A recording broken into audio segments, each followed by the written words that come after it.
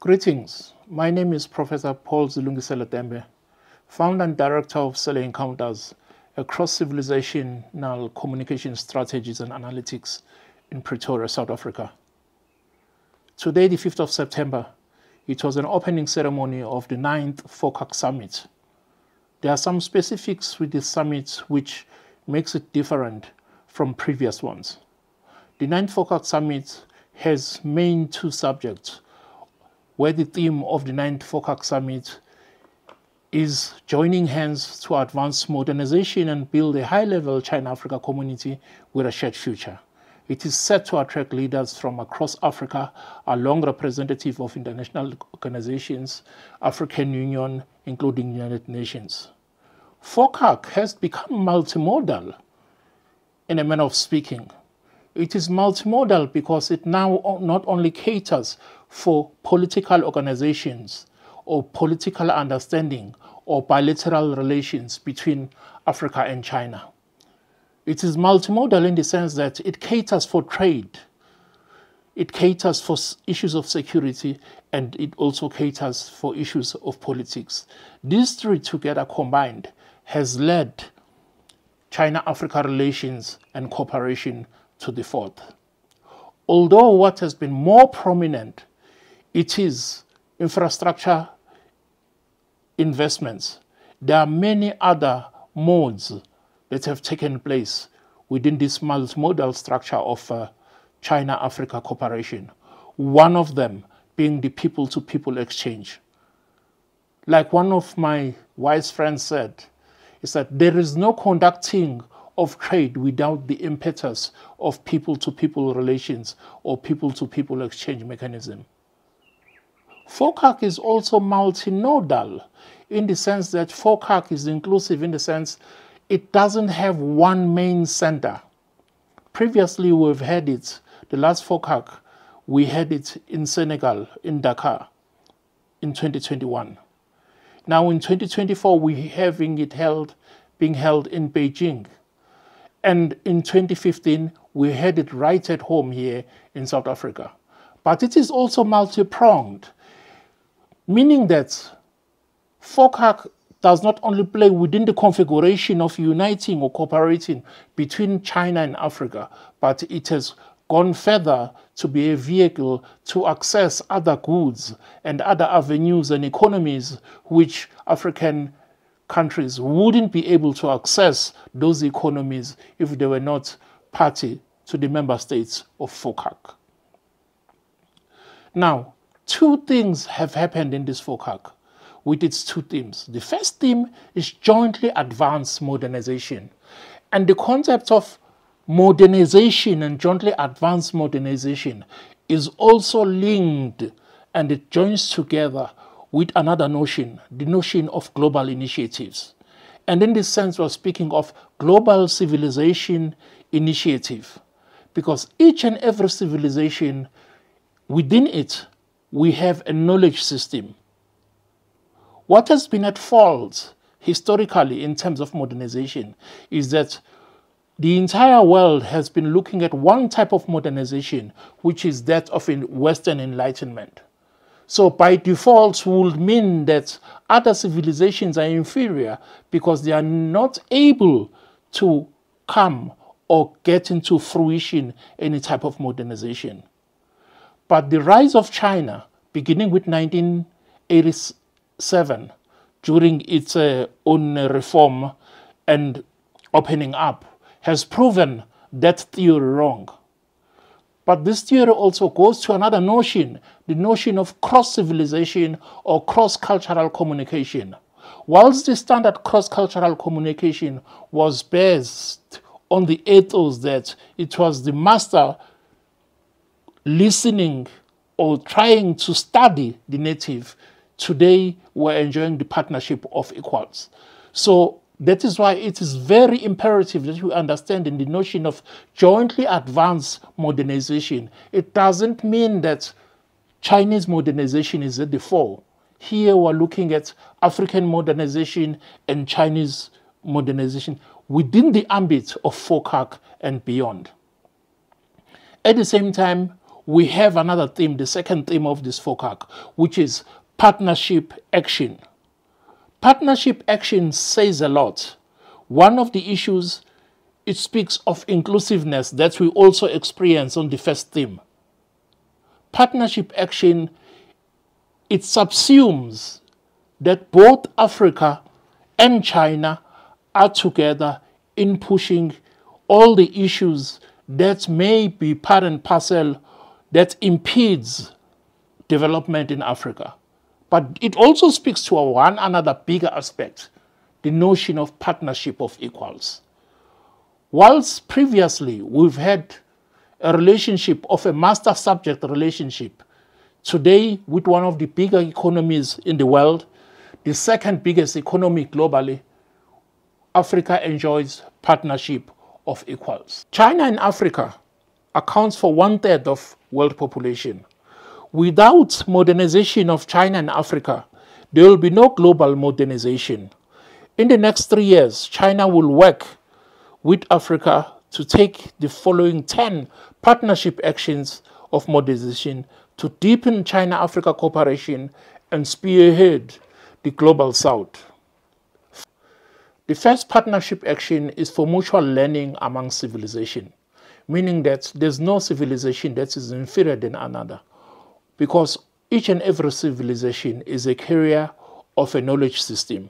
So exchanges of civilization within the framework of global civilizational initiative and partnership of equals will help us achieve the process of mutual learning among civilization. The second one is partnership action for trade prosperity.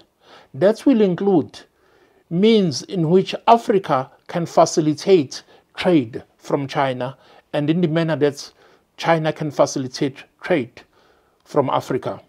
One of the issues here which is prominent and which has taken a high table within this discussion, which has been of prominence, it is using trade prosperity as part and parcel to mitigate or eliminate trade deficit.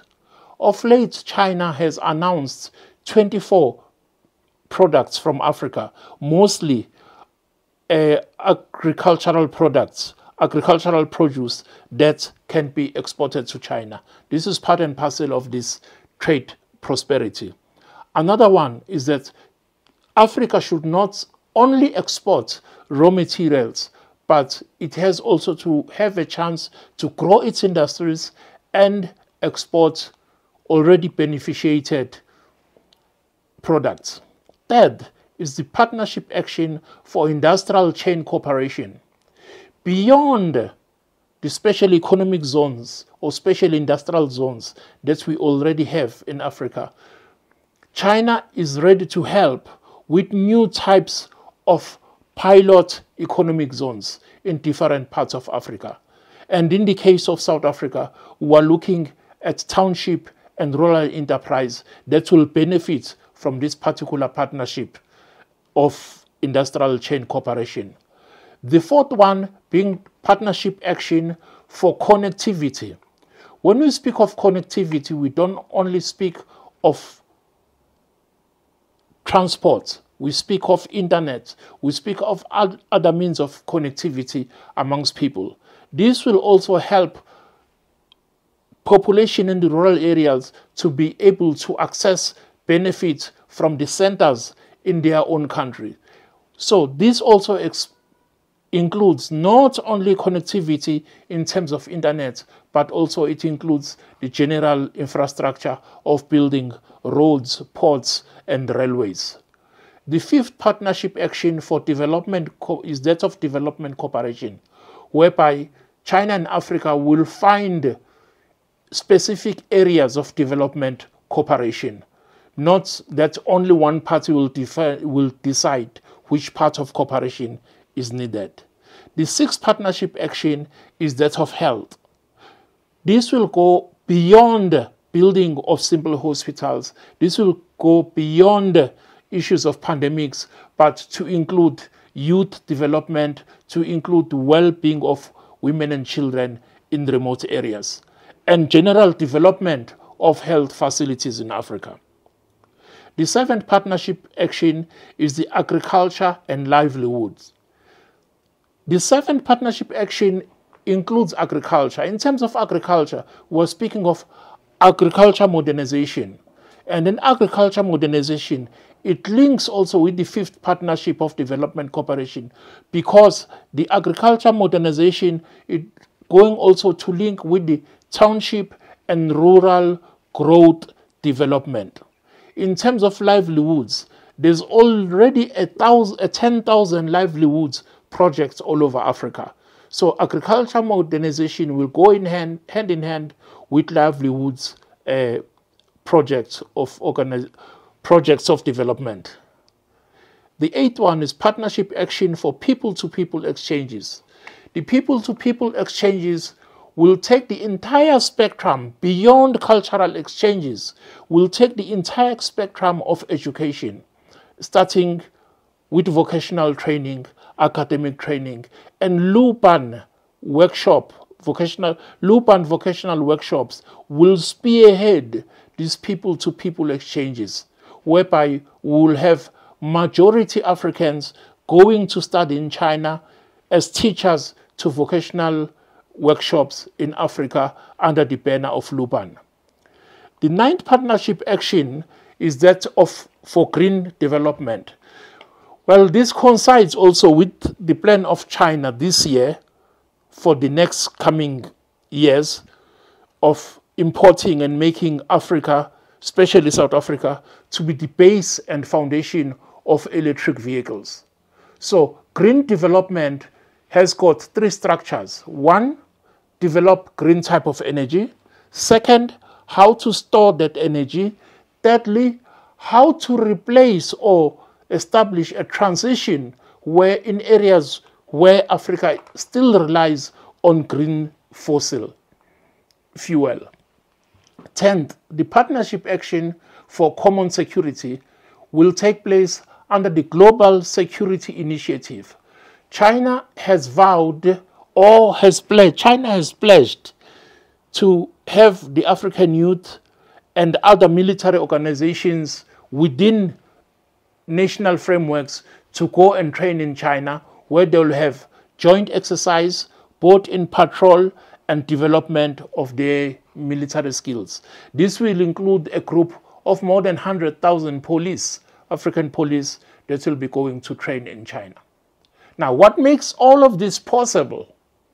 One has to remember that the Communist Party of China has held in July a successful 3rd plenary session of its 20th Central Committee.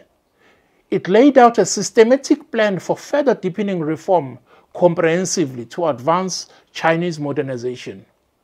This profoundly further transforms China, and in turn it transforms Africa also, because every time or every instance of China deepening or further deepening its reform and opening up, its cooperation partners have gained from the growth boon. It is also to provide new opportunities and new driving forces for African countries and for our, as in China-Africa, joint pursuits for modernization. As an African proverb goes, a friend is someone you share the path with. On the path to modernization, no one and no country should be left behind. Let China and Africa rally the more than 208 billion Chinese and African people into a powerful force on our shared path toward modernization, promote modernization of the Global South with China-Africa modernization, and write a new magnificent chapter of development in human history. Let China and Africa join hands to bring about a bright future of peace, security, prosperity, and progress for our world. With such a framework and such a declaration at the opening ceremony, what is it that we wish for as Africa?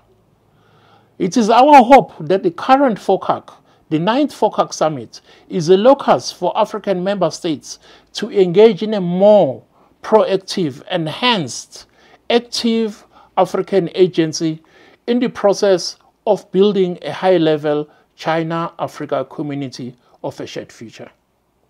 Thank you.